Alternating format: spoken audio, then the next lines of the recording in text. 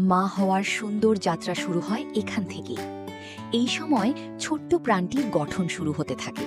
যদিও সে এখনো খুবই ছোট, তবুও তার মস্তিষ্ক ও স্নায়ুতন্ত্র ধীরে ধীরে তৈরি হচ্ছে। এই সময়ে মায়ের ক্লান্তি, হালকা ব্যথা, মুড সুইং কিংবা বমি বমি ভাব হতে পারে।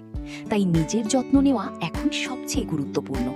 বিশেষ করে ফলিক অ্যাসিড মায়েদের জন্য খুবই প্রয়োজনীয়, কারণ এটি শিশুর মস্তিষ্ক ও স্নায়ুতন্ত্রের সঠিক গঠনে গুরুত্বপূর্ণ ভূমিকা রাখে।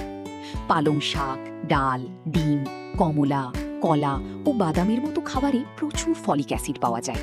তবে শুধু খাবার নয়, ডাক্তারের পরামর্শ অনুযায়ী ফলিক অ্যাসিড সাপ্লিমেন্টও খেতে হতে পারে।